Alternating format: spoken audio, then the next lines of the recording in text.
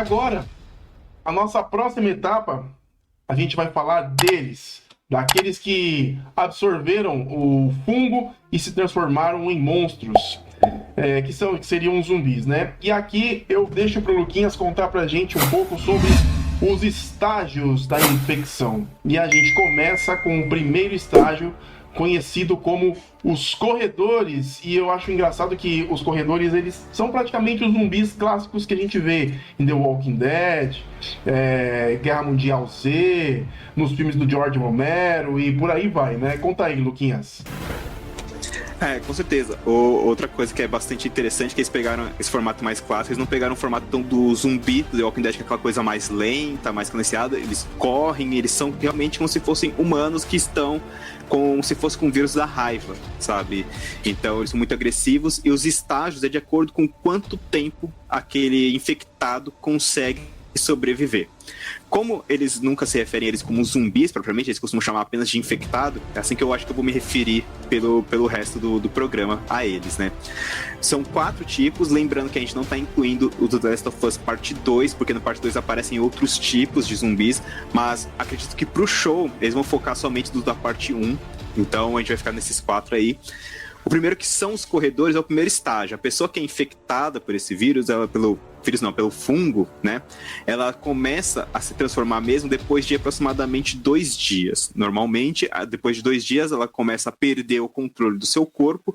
O fungo já conseguiu se instalar no cérebro da pessoa e começa a causar bastante surtos de raiva e fazer com que essa pessoa comece a perseguir e atacar aqueles que não estão contaminados. Eles têm uma característica de horda por natureza, então não é como eles andassem em grupo juntos por coincidência. Eles têm esse sentimento meio que de horda, de andarem juntos mesmo.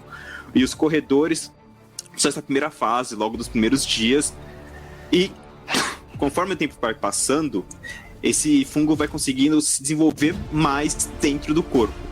Quando ele começa a estourar a cabeça da pessoa, depois de mais ou menos 6 meses a 1 ano, ele começa a se tornar o que a gente chama de perseguidor, que é uma mistura entre o que é o corredor e o próximo estágio, que a gente vai falar depois com os instaladores.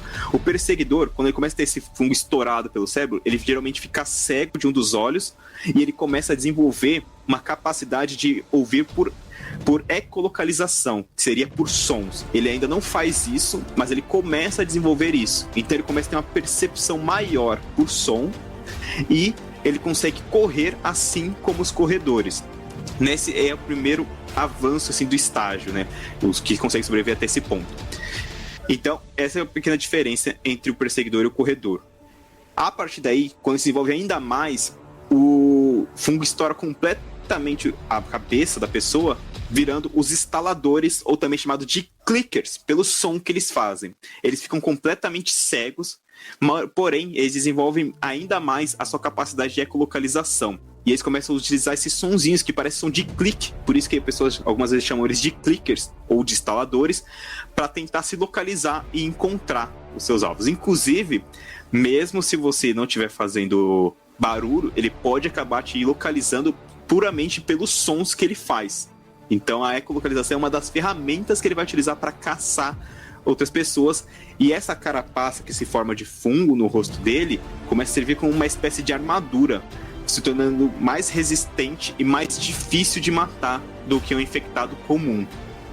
E o último estágio, um estágio muito raro, que só pessoas que ficarem infectadas por pelo menos aí 4, 5, 6 anos pelo menos, se tornam os bloaters ou baiacus, que são criaturas extremamente fortes e resistentes por causa do fungo. O fungo tomou totalmente o corpo dessas pessoas e é um estágio extremamente raro de acontecer. O cheiro, só o cheiro dele já causa uma náusea terrível nas pessoas.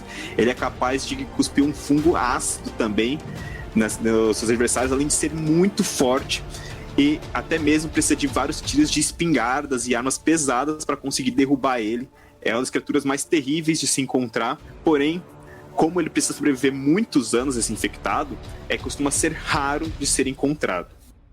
E esses são os principais infectados. Caramba, velho.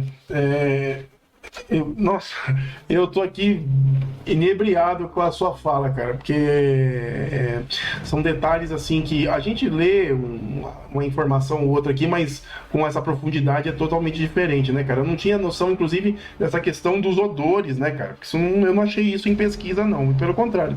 E é bacana o tempo de evolução do fungo e o que ele faz no corpo do infectado, né, cara?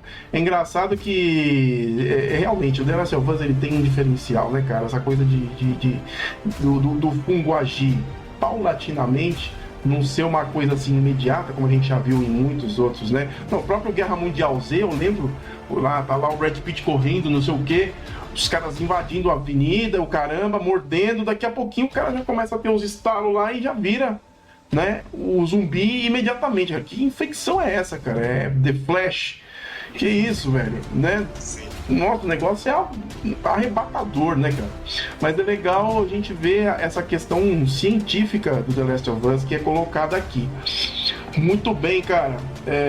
Esses personagens, esses zumbis do The Last of Us, eles praticamente fazem parte da mitologia principal aí da história, né? Mas, pelo que eu soube, o The Last of Us, acima de qualquer coisa, ele fala de pessoas, né, cara? Ele é uma história que não apenas os zumbis estão aí porque é muito foda, né, cara?